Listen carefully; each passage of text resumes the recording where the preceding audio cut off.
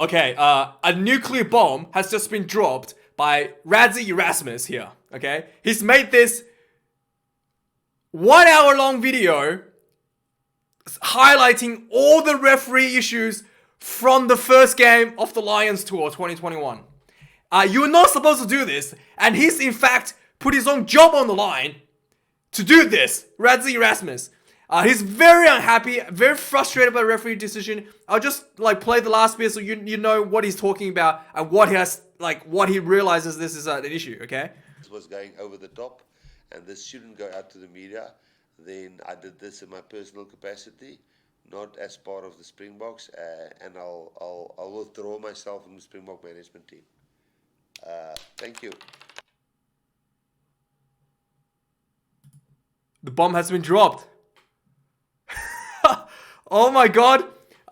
So he shot all these videos, all the clips and stuff about what happened in the game, and he basically explained what the decision should be and whatnot. So and then they were yeah, let's go through. I just want to talk about some of it. Go watch this video, okay? Go watch this video, and it's literally he's much better YouTuber than I am, okay? If he becomes a YouTuber, he will have way more views than I do. But if you're watching this video, go watch this. And I want to just touch on some of the things that he said, and then maybe I can put him my little 2 cents into it, alright? First of all, so he showed some of these footages where Nick Barry seems to dismiss the advice of Sia Khaleesi. And when Alan Wynne-Jones seems to talk to him, he seems to listen. And Sia Khaleesi goes up to him and talks to him. And Nick Barry is just dismissing him, yeah, no, we've had enough, let's just carry on. And some of the people, if you read the comments on this, were Nick Barry's like a racist or something. Definitely not a racist. I want to back Nick Barry on that. I've watched every minute of Super Rugby this year, and I've put reviews on all the games in my channel. Nick Barry, he talks like that to everybody. Okay, he talks like that. What you think he might be a bit rude, but that's just how he is. He's a little bit rude. He's a little bit blunt, and he does sound like he's a bit dismissive against you. But that's just the way he is. He's definitely not a racist or anything like that. It's just the way he is, and that's how he talks to everybody. Now let's get to his refereeing. Okay, the Super Rugby referees has been pretty poor, pretty inconsistent the whole Super Rugby season, and it's not the referee's fault. It's the Super Rugby. It's Rugby Australia and Rugby New Zealand's problem. They really left the referee out because of the media. Okay, and what's the issue? And if you watch this video, Radzi kind of touched on it a bit. The issue is the referees are operating under this mentality that they should let the game play and make decisions, make minimal decisions that impacts the play. So they wanted to let things make as little impactful decisions as they can. So they will only make huge decisions unless there's a huge issue. And that is why you might notice that there's a lot of missed refereeing, because they literally has this concept that if it's too small, let's just ignore it. So only that's basically how all the referees operates in Super Rugby. It's really bad, I know, it's really poor. That's what they do, because the media constantly criticize the refereeing for stopping the game, making the game boring. So they basically they basically have no support for Super Rugby AU, for Rugby Australia and Rugby New Zealand to stand up for making the right decisions, but to let the game flow to make it more entertaining. And that is you basically showed in this game. There's a lot of small niggling stuff they just ignored. In Super Rugby, it's even worse. I've seen a player gets several risks getting suplexed after the whistle's been gone. No penalties. I've seen players drop an elbow on someone. I think Lumape dropped an elbow on Scott Barrett on the face, and he only got a yellow card. And that was during the middle of the game. So if he did that after whistles, and I've seen Dan Coles as well, niggling, pushing, and the referee just calls him over, yeah, look, stop that. And Dan Coles was oh, just having a little bit of fun, mate.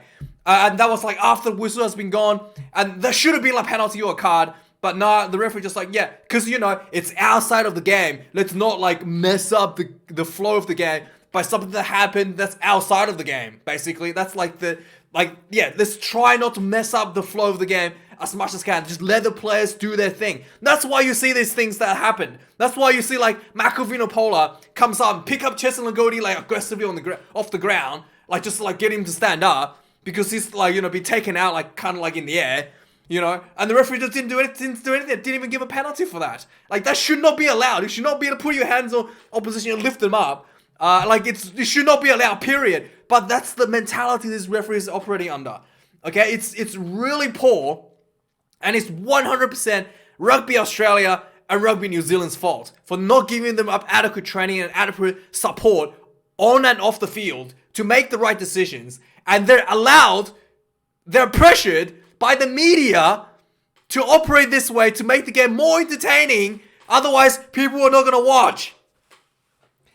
So that's pretty. And also, they do also have a thing where they favor the bigger teams. So like, if you watch Super Rugby as well, like the bigger, more popular teams like the Reds and the Crusaders, they get favorable treatments, like pretty obvious favorable treatments. And people can argue with me on this.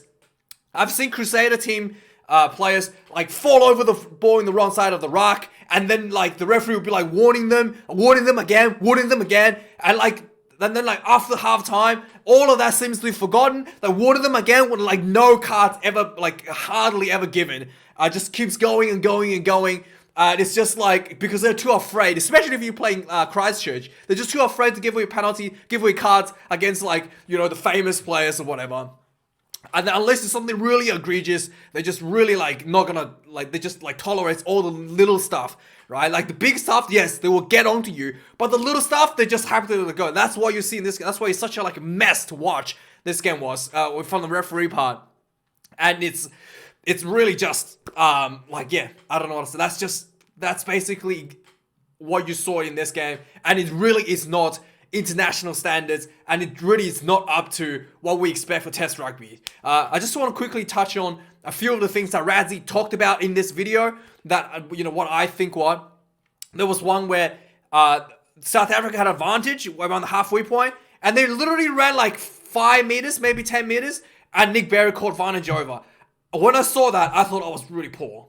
I thought maybe Nick Berry thought he only gave out like half on advantage, because that looked like a half on advantage being like called. But then Rassie did show the referee the video where the referee was talking. He did repeatedly tell Faf de Klerk or whoever that they had advantage, and then suddenly he goes advantage over. Like literally 8 seconds or something he showed on this video where he just went advantage over, and South Africa had like 10 meters, probably not even 10 meters of territory gained, and he caught an advantage over. So that was really bad for penalty advantage. And then like the next, like literally a few minutes later, the Lions had a ball, and they ran from the halfway point all the way to inside the South Africa 22. And then Nick Berry's like, and still went back for the advantage. Didn't call advantage over from halfway all the way to inside 20. Didn't call advantage over. Nick Berry goes back for the advantage, for the advantage kick. And in like rugby, in last year in like the Bulletin Cup series, I've seen even longer. The All Blacks had advantage for like a minute or something, 2 minutes, and then they still went back for the advantage for the All Blacks. It was really like the referees are really poor, and these are all like New Zealand, Australian referees. Just poor support, poor training from Super Rugby. Basically, that's what it is. There was a scrum penalty where Ox Nish in the first half, where the South African got like lifted up. Tom Curry like kind of bored in onto him from the. Tom Curry is a flanker. He moved himself into the prop, like next to the loose to the tight hair prop, and he pushed up onto the Ox Niche. I think his name's Nche. Ox Nche, the loose hair prop from the South Africa, and he pushed him up, and he like caused his like neck to folding like this, and he actually got injured from that. And he's not playing in the second test because of that.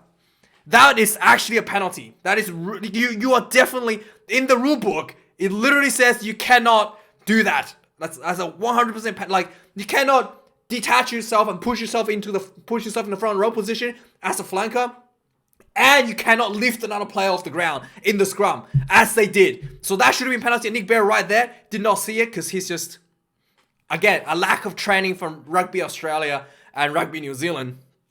And there was a Cheslin and Colby tackle where Faf de Klerk kicked the ball from outside of his zone 22. And this was a huge turning point as well. From outside of his zone 22. And the ball, like, just about to go out. Cheslin and Colby jumped from in the field, caught the ball, landed infield. And he kind of got, like he tackled a bit in the air as well. And then he landed infield. And then he got pushed out. And then he was, like, on the ground, kind of, like, looking like he was hurt. And Vinipola walks up, lifts him up, just pulls him up to his feet aggressively. You're not supposed to do that, especially after the whistle's been gone. You can't put your hands on the opposition player and do that and handle them like that, especially when they might be injured. So anyway, the referee didn't say anything about that. And then the referee claimed that Faf de Klerk kicked the ball out on the full from outside of his own 22. And therefore, the Lions had the ball back, line out, just outside the South African 22, which ended up with, I think the Lions may have scored a penalty points there. So the Lions lost points from that. I can't remember if they got a try or not, but they definitely got definitely got points out of that. That was a huge, because especially that's when in the second half when it was close, really bad call for all the, and they had like TMO there showing that the player was landed in field. Referee didn't change his decision, didn't look at the TMO, just went yep. And it was really poor. And that's Ben O'Keefe on the sideline, the Kiwi referee. So really poor all across the board from all the referees. And that was a huge turning point. And I thought that was really, really bad from the referee. And finally, last thing I want to talk about is the spear tackle from what's his name? Watson. He lifted up Villiers. In fact, we're watching it right here. This is what we're literally right after. Spear tackles Villiers on the ground, and Nick Berry just like, yeah, it's just he literally just said, yeah, it's just a little, oh, it's nothing in it, it's just a little, tackle, let's have a look. Like, Rassie, like, mentioned his video, like, that should not just, he should not dismiss things like that, like saying, oh, it's nothing, it's just a bit of, like, niggling, like, or like, you know, just like, a lifting tackle, it's just a lifting tackle or something. Let's hear what he actually says here. They will probably only play 6 or 7 minutes with 15 men on the field. We no card here. I don't want to find it. But anyway, he basically says something along the lines of, oh, it's just a lifting tackle. Let's have a look at it. And then they deemed that it was just a penalty. Like that's exactly what I was saying. This goes back to my point on the beginning. They are under the idea that they need to keep the game entertaining and not influence the game if things that are not significant enough, let's just like sweep it under the rug to keep the game flowing and like so they don't get criticized by the media afterwards for ruining another game, you know, so that's basically like the exemplifies my point of why this ref was so poor, and it's just poor support from Rugby Australia, poor support from New Zealand Rugby. And the referee basically gets dominated by the media to put on a show, to make sure the show looks good. Let's just sweep things under the rugs, let the players have a bit of fun. And then, yeah, we get this subpar refereeing in international rugby. I am quite embarrassed by this. When I watched this, I did think like it was really poor. Here's the thing. Before the game started, I thought, I hope these referees don't ref this game like it's a Super Rugby game. And I always had hope that they referee Super Rugby because, you know, it's Super Rugby. Let's just put on a show. And I thought they were going to change that, like lift the refereeing.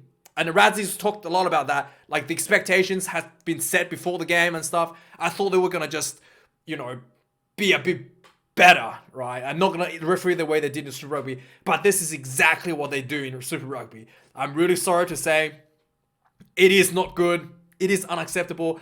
I have made videos about these Super Rugby referees, and I tell you what, there are games in Super Rugby I've stopped watching because of the referee, because they just outright ruin the game.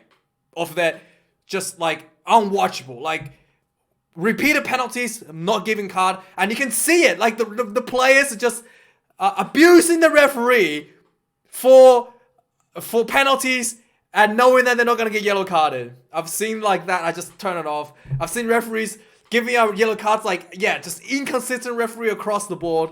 And just one last thing I thought it was really interesting. Yeah, you can see like there's a lot of like red card from Nick Berry for a shoulder hit. That's Ben O'Keefe here giving red card to Corin Betty for. But again, this is I do think that they did the right thing here. By the way, I think this should have been a red card or like a yellow card at least. Then the way the media just went after him and said like you made the wrong decision. I was like, this is why, like, cause you have the media basically dominating what the referee doing instead of having the referee. It's pretty poor overall. But anyway, guys, go check out this video. It's a nuclear bomb. Now I'm super pumped to watch the second test. If Rassie did this to try to make to spike the TV viewership, he's done a great job. He is the greatest salesman I have ever seen. Okay, I'm pumped for the second test, and I feel like the Springboks are gonna come out and literally take names and put people onto stretchers after seeing this video. So go watch it, and thank you for watching. Like, comment, subscribe, yada yada yada. You know the deal, and I'll see you guys next time. And I'm probably gonna go to bed. Thanks for watching.